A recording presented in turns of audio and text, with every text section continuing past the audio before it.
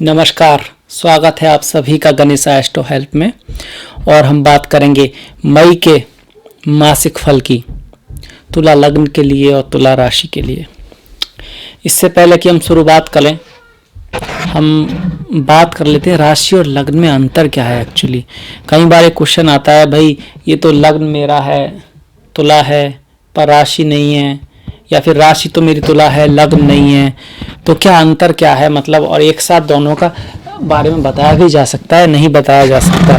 तो ये है कि दोनों बहुत अलग चीज़ें, दोनों बहुत अलग चीज़ें।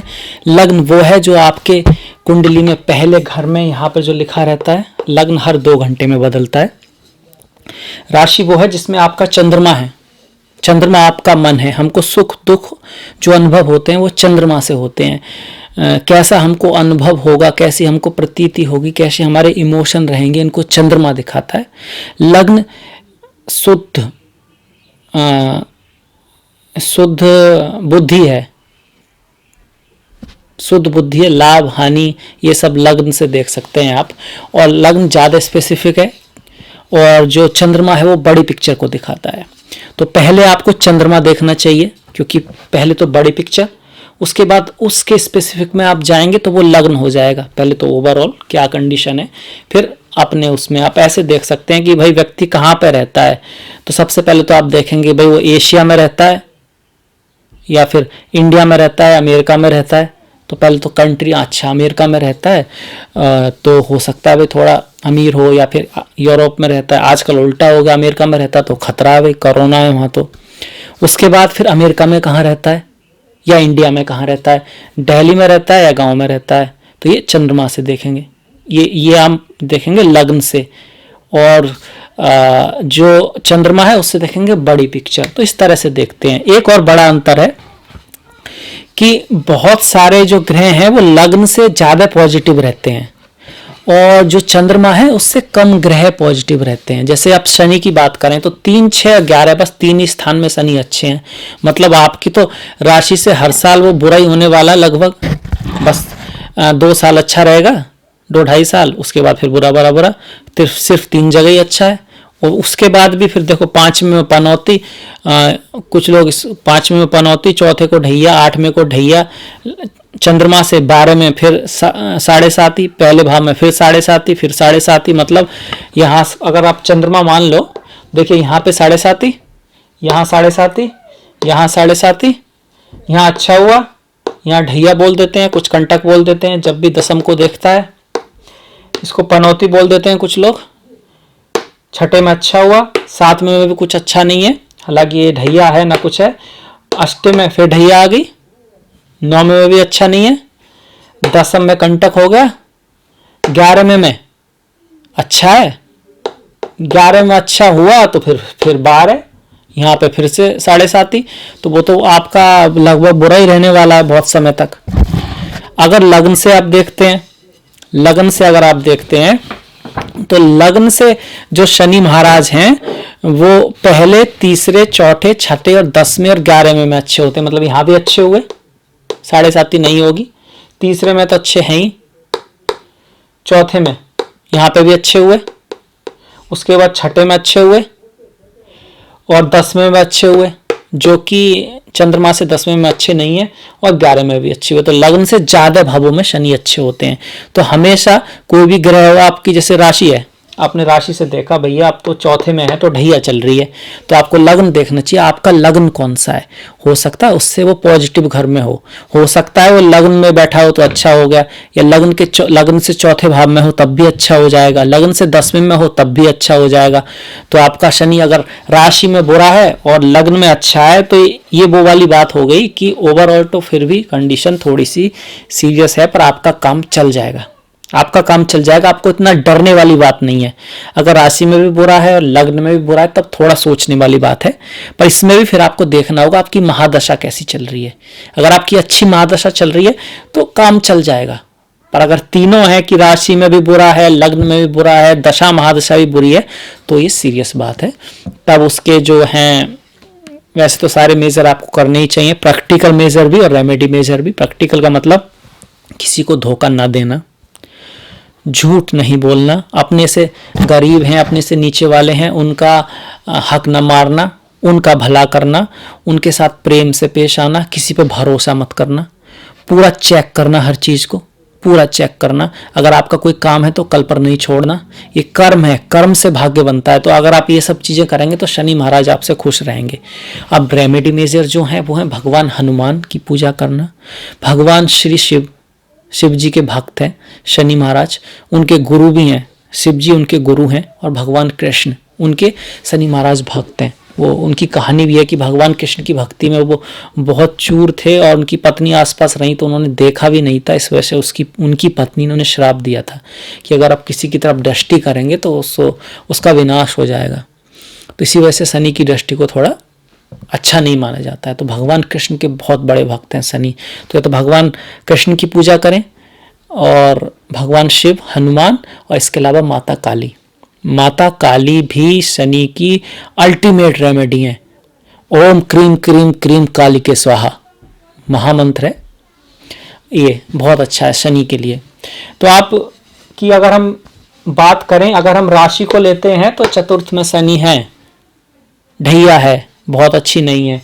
अगर लग्न को लेते हैं तो चतुर्थ में शनि इज नॉट बैड, सस महापुरुष योग बना हुआ है, तो अलग अलग बात है। गुरु की बात करें, अगर हम गुरु की बात करते हैं तो चतुर्थ में जो गुरु हैं लग्न से अच्छे हैं, बहुत अच्छे हैं। अगर राशि से बात करते हैं तो बहुत अच्छे नहीं है, बहुत बुरे भी नहीं है। गुरु हैं, शनि नहीं है, राहु केतु नहीं है, वो थोड़ा बहुत अच्छा ही करेंगे, ओवरऑल सही है, ठीक है। सूर्य की बात करें तो जिनकी राशि है तो सूर्य सप्तम में अच्छे नहीं है, ना तो राशि से ना चंद्रमा से, पर यहाँ एग्जॉल्टेड सूर्य हैं और लाभेश हैं, तो लाभ देंगे थोड़ा सा, पर गुस्सा बढ़ाएंगे और संबंध विच्छेद कराएंगे। सूर्य, मंगल, शनि, राहु विच्छेदात्मक ग्रह हैं, दूर ले जाते हैं। तो अपनी पति से, अपनी पत्नी से, अपनी प्रेमी से, अपने प्रेमिका से बना के रखना है, अपने भाई से। सूर्य आपको अपनों से अलग करेंगे, ईगो बैटल कराएंगे, कुछ ना कुछ गर्माहट लाएंगे, गुस्सा लाएंगे, तो इस चीज का ध्यान रखना है। दोनों को रखना है, राशि वालों को भी, लग्न वालों को भी। राशि वालों को ज्यादा रखना है क्योंकि उनके लिए शनि अच्छे नहीं हैं और गुरु ठीक ठाक हैं। बात आती है अब शुक्र और बुध की। आपकी कुंडली में शुक्र भी अच्छे हैं, बुध भी अच्छे हैं, दोनों के लिए अच्छी खबर, दोनों के लिए, चाहे वो राशि हो चाहे वो लग्न हो, और दोनों बना के बैठे हैं राजयोग और लक्ष्मी नारायण योग। राजयोग क्यों? क्योंकि शुक्र जो है केंद्र के स्वामी हैं और बुध जो है त्रिकोण के स्वामी है। केंद्र और त्रिकोण के स्वामी जब मिलते हैं तो राजयोग बनता है। लक्ष्मी नारायण योग क्यों? शुक्र की तुलना माता लक्ष्मी से और बुध की तुलना प्रभु नारायण से की गई है। तो बुधदेव और शुक्रदेव एक साथ बैठे हुए हैं अष्टम में, लक्ष्मी नारायण योग बना रहे हैं। क्या बना रहे हैं? लक्ष्मी नारायण योग। तो अष्टम का जो लक्ष्मी नारायण योग है वो क्या दे सकता है? देखिए, एक तो शुक्र का अष्टम में जाना देता है जमीन, जायदाद, घर अचानक से मिल जाए, जैसे कि आपके पिता ने दे दिया, आपकी शादी के बाद आपको मिल गया, कोई ऐसे पैसा जो आपने नहीं कमाया है वो। बुध का भी अष्टम में जाना बहुत अच्छा होता है, किसी तरह से धन मिलना, बड़ा धन मिलना, लॉटरी निकलना, इस चीज को दिखाता है। पर ये यहाँ पर थोड़ा सा आपकी पत्नी के स्वास्थ्य को, आपके पति के स्वास्थ्य के लिए चिंता की बात है शुक्र का जाना। और बुध का जाना आपके दोस्तों के साथ थोड़ा सा आपकी हो सकता है उतनी ना बने, हो सकता है आप किसी रिसर्च में अपने काम में कुछ ज़्यादा डूब जाएं, या फिर आजकल तो कोरोना की वजह से संपर्क नहीं हो पा रहा है, लोगों से थोड़ा संपर्क टूटना, ये सब हो सकता है। पर बुध अष्टम में गोचर में अच्छे माने जाते हैं, शुक्र भी अच्छे माने जाते हैं, यहाँ तो अपनी राशि में है, तो लाभ को दिखा रहा है, अचानक से बड़ा धन मिलने को दिखा रहा है, पर ऐसा धन नहीं जो नौकरी से आएगा, व्यापार से आएगा, कुछ अचानक से तो लॉटरी लगती है। पहले बोलते थे गड़ा धन, तो अब गड़ा धन तो किसी को मिलता नहीं है। अब ऐसे में ये प्रॉब्लम है कि किसको मिलेगा, सबको मिलेगा क्या? नहीं, जिसकी कुंडली में ऐसा योग है। आपकी कुंडली में भी कुछ ऐसा योग है कि आपको अचानक से धन मिल सकता है, आपकी दशा महादशा भी चल रही है और आपका ट्रांजिट भी मैच हो रहा है, तब मिलेगा। फिर एक बात और है, हमने देखिए चंद्रमा से देख लिए प्लैनेट्स, हमने लग्न से देख लिए, हमको ये प्लैनेट्स आपकी जो महादशा चल रही है उससे भी देखने चाहिए। इसके साथ साथ आपकी जो कुंडली में शनि है उससे अब शनि कहाँ है ये भी देखना चाहिए। मैं एक उदाहरण आपको देना चाहता हूँ, सारे ग्रह अगर मैं बताऊंगा तो बहुत टाइम लग जाएगा, टाइम वेस्ट, क्या वेस्ट तो नहीं पर लोगों को इंटरेस्ट नहीं आएगा, बोरिंग हो जाएगा। तो देखिए अब जैसे शनि का है, ये शनि का गोचर, हमको शनि का गोचर देखना, ये पराशर होराशास्त्र जातक पारिजात फलदीप का जैसे क्लासिक से लिया गया है। तो अब इसमें देखिए शनि अपने से तीसरे, पांचवें, छठे, 11 में शुभ फल देते हैं। तो आपका जो शनि है जन्म कुंडली में उससे शनि कहाँ है ये भी आपको देखना है। लग्न से पहले, तीसरे, चौथे, छठे, 10वें, 11 तो मैंने बता दिया। सूर्य से, आपके सूर्य से ये शनि कहाँ है, अगर देखिए लग्न शनि से भी अच्छा है, लग्न से भी अच्छा है, सूर्य से भी अच्छा है। आपके मंगल से ये शनि कहाँ पर है उससे भी देखेंगे, आपके बुध से भी देखेंगे, आपके गुरु से भी देखेंगे, गुरु से 5वें, छठे, 11 में, 12 में, और आपके शुक्र से भी देखेंगे। अब इनमें से फिर देखेंगे कितनों से है। अगर ज्यादा से शुभ है तो शनि को कहेंगे हाँ भाई ये गोचर आपका शुभ है, समझे आप। तो एक तरह से कहा जाए कि हमने तो सिर्फ यहाँ पर आपके लिए लग्न और उससे बता दिया, क्योंकि आपकी अगर राशि तुला है, लग्न कोई और है, तो आप उस वीडियो को खोलिएगा, उसमें देखिएगा कि भाई उसमें शनि के बारे में क्या है। तो फिर भी आपको दो चीजों से पता लग गया, अपने चंद्रमा से और अपने लग्न से। इसके बाद भी रह गया कि आपके शनि से कहाँ पर है, आपके महादशा लॉर्ड से कहाँ पर है, आपके सूर्य से कहाँ पर है, आपके शुक्र से कहाँ पर है ये शनि। अगर ज़्यादा से अच्छा होगा तो पॉजिटिव रिजल्ट देगा। तो अगर इसको यही कारण है कि सबकी ढैया चलते हुए भी सबका बुरा नहीं हो रहा। वो ट्रांजिट में ही दो चीज़ों से तो नेगेटिव आ भी गया, मान लिया कि लग्न से भी आ गया, चंद्रमा से भी आ गया, पर वो शनि खुद शनि से अच्छा है, वो जिस ग्रह की महादशा चल रही है उससे अच्छा है, वो शुक्र से अच्छा है, वो सूर्य से अच्छा है, वो गुरु से अच्छा है। तो फिर ऐसा शनि ज़्यादा नेगेटिव रिजल्ट नहीं देगा। इसके बाद भी आपको अष्टक वर्ग का देखना होता है, उसमें कितने पॉइंट्स हैं। अगर उसमें अच्छे पॉइंट्स हैं तब भी शनि उतने नेगेटिव असर नहीं देगा। तो आगे बढ़ते हैं हम। थोड़ा सा पिक्चर आपको क्लियर हो गई है कि बहुत कुछ देखना होता है, उसके बाद 100% आप कुछ कह सकते हैं। फिलहाल हम सिर्फ लग्न और राशि के आधार पर बता रहे हैं। तो गुरु और शनि का आपस में बैठना जिनकी राशि है उनके लिए थोड़ा सा कष्टपूर्ण है, पर ओवरऑल जिनका लग्न है उनके लिए अच्छा है। जिनका लग्न है उनके कार्य में वृद्धि होगी, वृद्धि होने के चांसेस है, उनके बिजनेस में वृद्धि होगी। अगर वो घर से काम कर रहे हैं तो उनमें उन्हें जल्दी सफलता मिलेगी। इसके साथ साथ आपका प्रमोशन हो सकता है, ट्रांसफर हो सकता है, या फिर काम बदल सकता है। पर काम जैसे बदलेगा, जब दूसरा काम आएगा वो पहले से बेटर ही होगा, दूसरा काम आएगा पहले से बेटर ही होगा। जिनकी राशि है उन्हें थोड़ा सा ध्यान रखना है।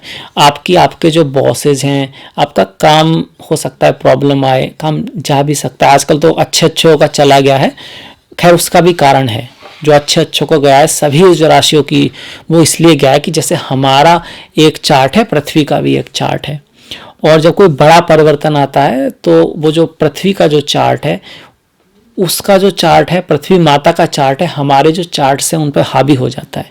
तो वही समय अब चल रहा है। पृथ्वी का जो हॉरोस्कोप है वो बाकी हॉरोस्कोप पर हावी है। इंडिया में क्या, अमेरिका क्या, यूरोप क्या, हर जगह प्रॉब्लम है। जिसका बहुत अच्छा है तो उसको थोड़ा कम नुकसान होगा या रिकवरी जल्दी होगी, बाकी नुकसान तो अब सभी को हो रहा है। घर पर लगभग सभी लोग बैठे हैं क्योंकि ये परिवर्तन है। आज से 100 साल पहले भी ऐसा हुआ था, तब भी लगभग ऐसे ही ग्रह थे। और परिवर्तन तो संसार का नियम है। हम लोगों ने जो हाहाकार मचाया हुआ है ना, देखिए हम लोग एटम बम बना रहे हैं, हम लोग परमाणु बम बना रहे हैं, हम लोग जीवाणु बम बना रहे हैं। हर देश दूसरे देश से आगे निकलने में तुला है किसी भी कीमत पर। बहुत सारे व्यक्ति आगे निकलने में बुराई नहीं मानते, भले ही उन्हें किसी का बुरा करके आगे जाना हो। तो ये जो समय है, जो व्यक्ति कर रहे हैं, हम लोग जो कर रहे हैं, तो हमारा ही रिजल्ट है। जैसे चाइना में बोला जाता है कि हर चीज़ को ही खा जाते हैं, तो अच्छी बात नहीं है ये। अगर समुद्र में जाएं तो वहाँ सिर्फ पॉलीथीन ही बची है, पॉलीथीन खा के मछलियाँ मर रही हैं। आकाश में जाएं तो हमारे हेलीकॉप्टरों की आवाज़ से पक्षी मर जाते हैं कितने रोजाना। तो हम लोगों ने जो कहर ढाया है प्रकृति पर, उसका ही ये रिजल्ट है। ये तो होना ही था, ये तो होना ही था, क्योंकि हम जिस तरह से पृथ्वी पर विनाश कर रहे हैं ये तो होना ही था। और अगर हम इसको नहीं समझेंगे, नहीं रोकेंगे, मिलकर एक दूसरे का साथ नहीं देंगे तो आगे और भी विनाश हो सकता है। फिलहाल ये तो बड़ी प्रॉब्लम नहीं है, ये तो चली जाएगी 1 महीने बाद, 2 महीने बाद। हाँ, आपको इस पर फोकस नहीं करना है। अगर आपने इस पर फोकस किया तो ये वो वाली बात हो जाएगी कि एक बड़े से सफ़ेद कागज पर एक काला बिंदु बना दो बीच में और कहो भैया उसी को देखना है, तो कुछ देर बाद आसपास वाला सारा उजाला नहीं दिखता, सिर्फ वो काला बिंदु ही दिखता है। आप भूल जाएंगे कि ईश्वर ने आपको आंखें दी हैं, हाथ दिया है, पैर दिए हैं, रिश्तेदार दिए हैं, आप जीवित हैं, आपकी सांसें चल रही हैं, आप बुद्धि दी है। आपका सारा फोकस इसी पे चला जाएगा। अब क्या होगा, काम गया, बस काम खत्म। और इससे क्या होगा, नई सोच भी नहीं आएगी। अगर आप पॉजिटिव रहे, अगर आपने हिम्मत नहीं छोड़ी और आप अपने बच्चों का भी ख्याल रखा, अपने पति का, और अपने कार्य में कोई चीज़, जैसे किसी चीज़ की ज़रूरत है उसको सुधारा और ध्यान दिया, टाइम दिया अपने आप को, हो सकता है कोई एक विचार आए जो जब ये लॉकडाउन चला जाएगा उसके बाद आप कहीं आगे बढ़ पाएँ। पर अगर आपने नेगेटिव की तरफ फोकस किया तो फिर प्रॉब्लम हो सकती है। तो पॉजिटिव रहना है, आशा बनाए रखना है। बोलते हैं ना कि आशा पे तो दुनिया कायम है, जिसने आशा नहीं है वो तो कुछ कर ही नहीं सकता। आप ही सोचिए, जिसके मन में ही निराशा है उसे क्या विचार आएगा और क्या वो कर्म करेगा। और जब कर्म ही नहीं करेगा तो भाग कहाँ से बनेगा। संसार कर्म प्रधान है, ये भगवान कृष्ण ने भी कहा है और भगवान श्री राम ने भी कहा है। तो अपना कर्म रखना है, प्रयत्न जारी रखना है, आशावान रहना है। कठिन समय कोई बुरी बात नहीं होती। आपका कठिन समय चल रहा है राशि वालों का, जहाँ तक ट्रांजिट का सवाल है, तो उसमें आप कुछ सीखेंगे। शनि आपको तैयार करेंगे। जब किसी को ऊपर जाना होता है तो उसकी ट्रेनिंग होती है। अगर आप सीखेंगे नहीं, टफ सिचुएशन ही नहीं आएगी तो आप कुछ सीख नहीं पाएंगे। अब सीख नहीं पाएंगे तो ऊपर कैसे पहुंचेंगे। जब अच्छे ग्रह होते हैं तो चीज़ें आसानी से मिल जाती हैं, तो व्यक्ति सोचता है भाई अब तो बहुत बढ़िया, अब तो अच्छा समय है। पर एक्चुअली में अच्छा समय तो वही होता है जो कठिन समय होता है, उसी में व्यक्ति सीखता है और फिर अच्छे समय में उसको यूज करता है। तो सीखिए, आगे बढ़िए, हिम्मत मत हारिए, सब ठीक होगा, सब अच्छा होगा। आगे बढ़ते हैं, थोड़ा बात करते हैं हम गुरु के एस्पेक्ट्स की, गुरु के एस्पेक्ट की मतलब गुरु की दृष्टियों की। तो गुरु यहाँ से आपका 1 2 3 4 5 अष्टम को देख रहे हैं और वहाँ पे शुक्र बुध बैठे हुए हैं। तो फिर से लॉटरी, सट्टा, अचानक से लाभ, गड़ा धन, शेयर मार्केट से लाभ। अगर किसी ने कभी कोई शेयर लिया हो तो उसके पैसे बढ़ सकते हैं। लॉटरी अगर आपने खरीदी हो तो आपकी लॉटरी निकल सकती है, बशर्ते आपकी कुंडली में ये योग हों। गुरु यहाँ से दशम को भी देख रहे हैं, चाहे राशि हो या लग्न हो। गुरु की दृष्टि है और कर्क पर दृष्टि है, जिस पर वे उच्च के होते हैं, हालांकि खुद नीच के हैं पर नीच भंग हो रहा है।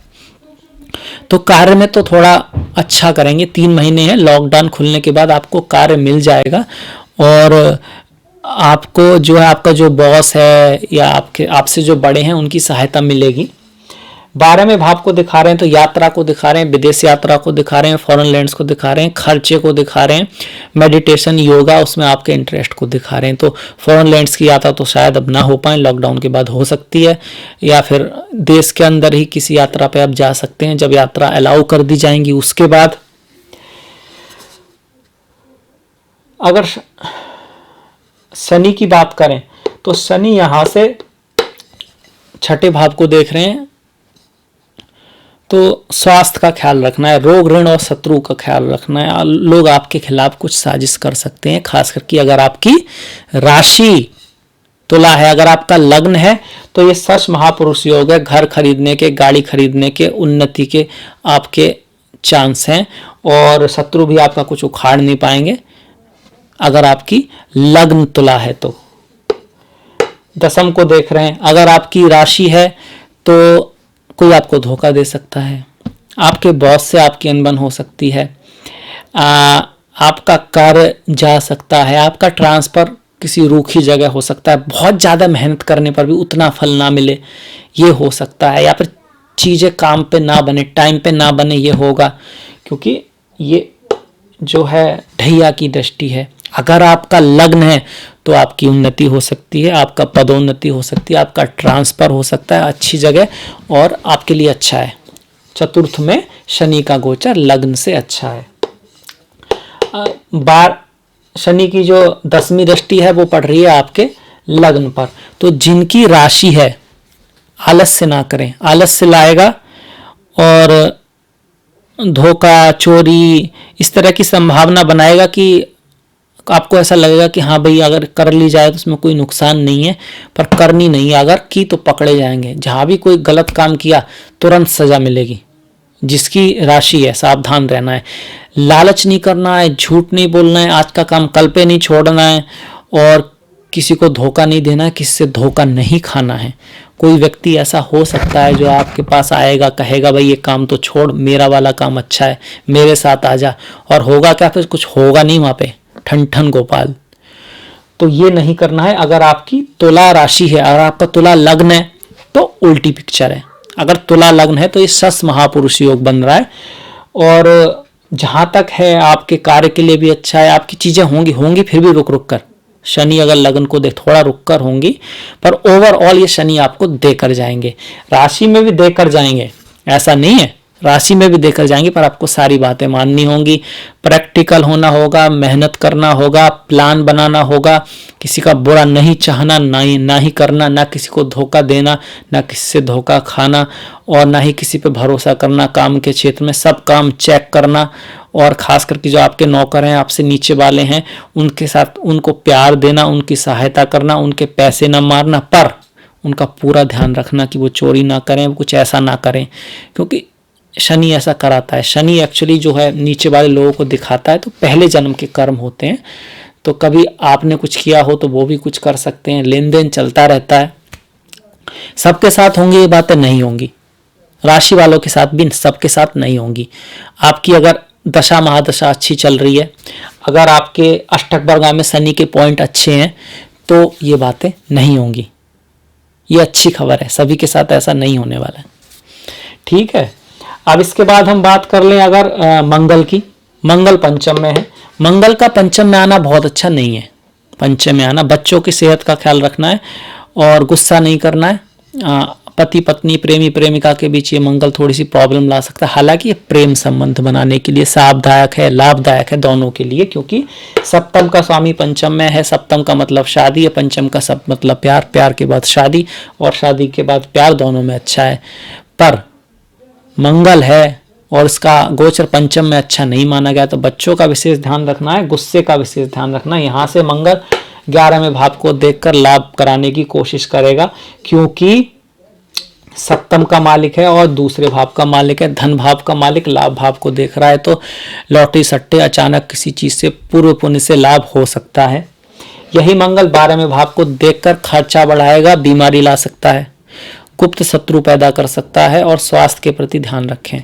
किसी से गुस्सा ना करें, किसी से लड़ाई झगड़ा ना करें, क्योंकि मंगल धैर्य को कम करता है, गुस्से को बढ़ाता है और आदमी अपने ही गुस्से से अपना नुकसान कर लेता है। तो इन बातों का ध्यान रखिएगा मंगल के थ्रू। अगर सूर्य की बात करें तो मैंने पहले भी कहा है कि रिश्तों के लिए तो उतना अच्छा नहीं है, अलग करने वाला है। आपका जो जीवन साथी है वो एगोइस्टिक हो सकता है, आप पे हावी होने की कोशिश कर सकता है। हालांकि उसका नेचर इसलिए हो, शायद वो सोचता हो कि ऐसे ही अच्छा है, चाहे वो आपकी प्रेमिका हो, पत्नी हो, पति हो, प्रेमी हो, और वो चाहता है अगर ऐसे अच्छा है तो वो चाहता है कि आप इस अच्छे काम को करें, पर वो गलत भी हो सकता है। तो आपको लड़ाई नहीं करनी है, झगड़ा नहीं करना है, प्यार से समझाने की, बताने की कोशिश करनी है किसी तरह से कि भाई रिश्ता बनता रहे, बढ़े, अच्छा हो और बात भी समझ जाए, इस तरह से कोशिश करनी है। पर लाभ के लिए अच्छा है। आपकी पत्नी से लाभ हो सकता है, आपको आपके पति से लाभ हो सकता है, आपके बड़े भाई से आपको लाभ हो सकता है, आपके बॉस से आपको लाभ हो सकता है ना। ये भी दिखाता है कि इस समय अगर आपकी शादी होती है तो आपकी पति पत्नी किसी बड़े घर से हो सकते हैं। शादी के चांसेस जो हैं इस बार हैं, क्योंकि गुरु की दृष्टि शुक्र पर पड़ रही है, अभी 2-3 महीने रहने वाली है, तो शादी के चांसेस हैं। जो लोग सिंगल हैं उनके किसी से मिलने के चांसेस हैं, जिनकी शादी हो चुकी है, उनके संबंधों में सुधार लाया जा सकता है अगर मंगल और शनि की जो ऊर्जा है उसको समझा जाए कि गुस्सा नहीं करना है, लड़ाई नहीं करनी है, ईगो बैटल्स पे नहीं आना है, ये नहीं देखना है कौन बड़ा है कौन छोटा है, तो तब इसका यूज किया जा सकता है, तब आप अपने संबंधों में सुधार करेंगे। इसके साथ साथ राहु को देखते हैं। राहु नवम में है, पिता की सेहत का ख्याल रखना है। ये राहु आपको यात्रा तो आजकल हो नहीं रही, फॉरेन लैंड, विदेशी चीज़ें की तरफ झुकाव करेगा। स्पिरिचुअलिटी, आध्यात्मिकता की तरफ, फिलोसॉफी पर आपका मन हो सकता है पढ़ने का, देखने का, यूट्यूब पे कुछ सुनने का। राहु यहाँ से आपके लग्न को देख रहे हैं, भ्रम में डाल सकते हैं, गलत फहमी करा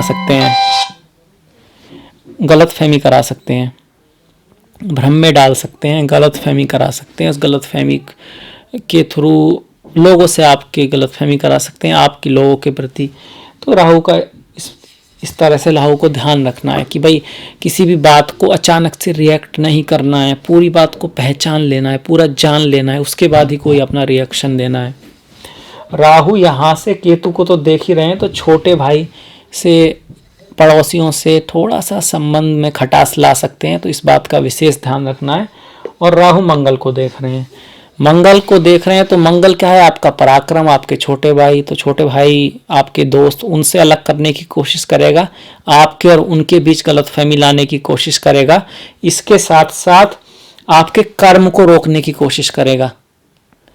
अब ये लॉकडाउन चल रहा है ना, तो इसकी दो पिक्चर हैं। एक तो पिक्चर ये है कि भाई देखो समस्या है, घर पे रहना है, अब 2-3 महीने हैं, अब कुछ करा नहीं जा सकता, तो क्या करें, इसमें वही करें जो इस स्थिति में अच्छा है। क्या अच्छा है स्थिति में, अगर समय है तो उसका सदुपयोग करें, हेल्थ पे ध्यान दें, बच्चों पे ध्यान दें, पति पत्नी पे ध्यान दें, सोचें, विचार करें, क्या पता कोई अच्छा विचार मन में आ जाए, क्या पता कोई आइडिया आ जाए नए बिजनेस का, या कुछ ऐसा जो बहुत ही धमाकेदार हो, जो बहुत ही अच्छा हो, कोई अच्छा प्लान आ जाए कि जब लॉकडाउन ख़त्म हो तो आप उस प्लान को जब किसी को बताएं तो लोग कहें कि हाँ भाई बहुत अच्छा प्लान है, इसमें तो हम इन्वेस्ट भी कर सकते हैं, या कोई अच्छा आइडिया आ जाए।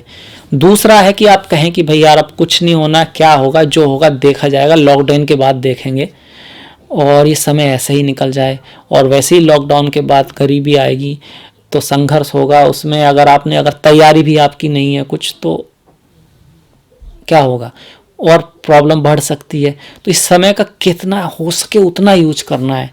अब जिस तरह से भी मिले, जो भी मिल रहा है फिलहाल उसका यूज, समय मिल रहा है तो आप प्लान बना सकते हैं, आप अपनी फिजिकल हेल्थ सुधार सकते हैं, आप अपनी कोई स्किल को सुधार सकते हैं, जैसे इंग्लिश की है, या इंटरनेट पर ही कुछ ऐसी चीज़ सीख सकते हैं। आजकल इंटरनेट क्लासेस भी हैं, तो कुछ ना कुछ उपयोग करना है। और नहीं तो और अपना स्वास्थ्य सुधारिए, अपने बच्चों, अपनी पत्नी, अपने पति का ख्याल रखिए, और पॉजिटिव रहिए, आशा रखिए। जिसके मन में आशा है, जिसने हार नहीं मानी, वो जीता हुआ ही है, वो जीत ही जाता है।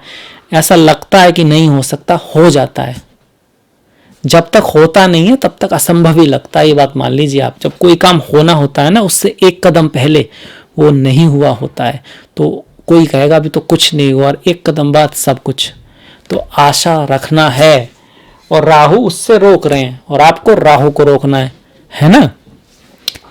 तो ये है हमारा तुला राशि, तुला लग्न का मई का राशिफल। अब जिनकी राशि है वो अपना लग्न देख लें, क्योंकि राशि उतनी अच्छी नहीं है, पर आपका लग्न हो सकता है आपके लग्न से शनि 3, 6, 11, 3, 4, 6, 10, 11 में हो, तो बैलेंस हो जाएंगी एनर्जी, है ना।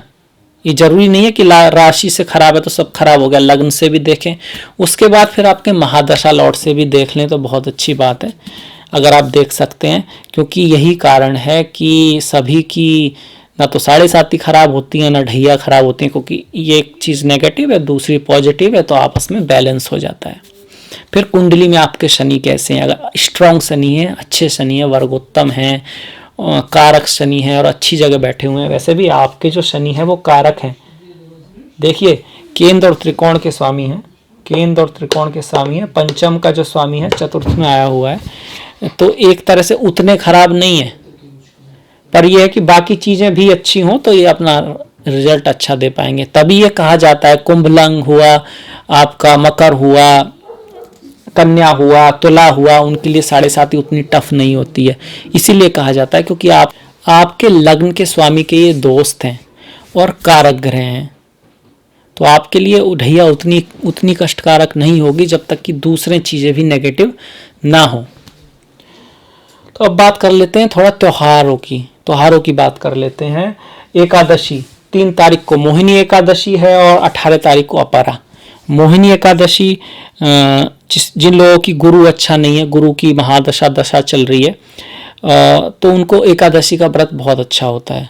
जिनके लिए गुरु योग कारक हैं या फिर शादी नहीं हो रही है, घर में शांति नहीं है, पैसा कम है, उन लोगों के लिए एकादशी का व्रत, गुरुवार का व्रत और एकादशी का व्रत बहुत अच्छा माना जाता है। मोहिनी की आप जानते ही होंगे, भगवान विष्णु ने ये रूप लिया था। देवासुर संग्राम नहीं, समुद्र मंथन के बाद जब अमृत कलश निकला था तो जो असुर लोग थे वो भाग गए थे कलश को लेकर, या कह सकते हैं असुरों ने उस पर कब्जा कर लिया था। असुर जो हैं, देवता जो हैं, उनसे छीन नहीं पा रहे थे, वो शक्तिशाली पड़ रहे थे।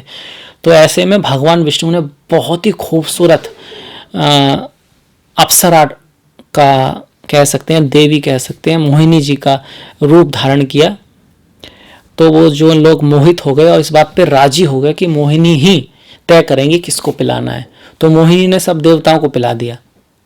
राहु केतु इस बात को समझ गए थे, एक्चुअली स्वर भानु नाम का राक्षस इस बात को समझ गया और देवताओं के बीच में बैठ गया और उसने वो पी भी लिया। जब वो पी ही रहा था उस समय सूर्य और चंद्र ने इशारा किया और भगवान विष्णु ने स्वर भानु का धड़ अलग कर दिया। इससे पहले अमृत नीचे जा चुका था, राहु केतु अमर हो चुके थे। ये स्वयं भगवान विष्णु की इच्छा थी। भगवान विष्णु की इच्छा के बिना कुछ नहीं हुआ, क्योंकि राहु केतु भी जरूरी हैं, उनका बहुत इंपॉर्टेंट रोल है। खास करके कलयुग में तो राहु का ही समय है। ये तो समस्या ही कोरोना की राहु लेके आए हैं।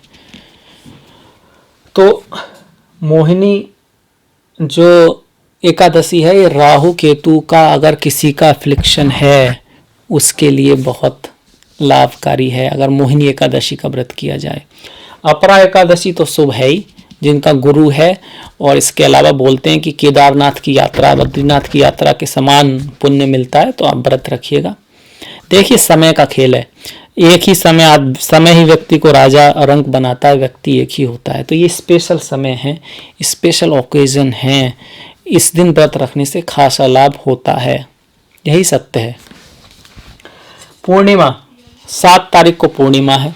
जिन लोगों का चंद्रमा की दशा महादशा चल रही है, जिनको गुस्सा आता है, जिनका मन शांत नहीं रहता, जिनको डर लगता है, जिनको घबराहट होती है, जो अपनी बात पर नहीं टिक सकते, जो एक चीज़ को फोकस नहीं कर सकते, जिनका चंद्रमा उतना अच्छा नहीं है, उनके लिए पूर्णिमा का व्रत रामबाण है। तो पूर्णिमा का व्रत रखना शुरू करें जिनका ऐसा है। रात को खीर रख सकते हैं, चंद्रमा की रोशनी में सुबह उसको खा सकते हैं। ये मतलब बहुत लोगों का बरता हुआ पुराना, नाना नानी दादा दादी ऋषियों के समय से करने जब वाला उपाय है। सबको इससे लाभ हुआ है, आपको भी लाभ होगा। 20 तारीख की शिवरात्रि है। भगवान शिव तो स्वयं आनंद स्वरूप, ज्ञान स्वरूप, साक्षात परमेश्वर हैं। तो किसी भी दुर्योग, किसी भी श्राप से मुक्ति करने में सक्षम है। तो आप ओम नमः शिवाय का जाप कीजिए और महाशिवरात्रि का व्रत कीजिए। 22 तारीख को अमावस्या है। अब ये 22, 2 और 2 4, ये फिर से राहु से रिलेटेड नंबर है। पिछली अमावस्या भी 22 तारीख को थी, पैदल मार्च भी 22 तारीख को हुआ था। राहु का खेल है। तो अमावस्या भी किसी का राहु इफ्लेक्टेड है तो उसके लिए बहुत अच्छा व्रत है। किसी की कुंडली में पितृ श्राप है, मतलब सूर्य इफ्लेक्टेड है या सूर्य से 9वां 10वां घर इफ्लेक्टेड है, तो अमावस्या का दिन बहुत अच्छा है, इसका आप उपयोग करें।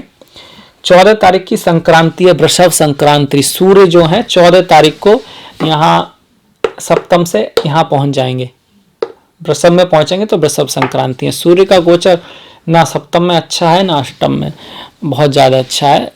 जब अष्टम में आएंगे तो पिता का थोड़ा ध्यान रखना है 14 तारीख के बाद, और बॉस के साथ कोई गड़बड़ी ना हो उसका ध्यान रखना है। वाणी का खास ध्यान रखना है, क्योंकि यहाँ से सूर्य वाणी वाले भाग को देखने वाले हैं।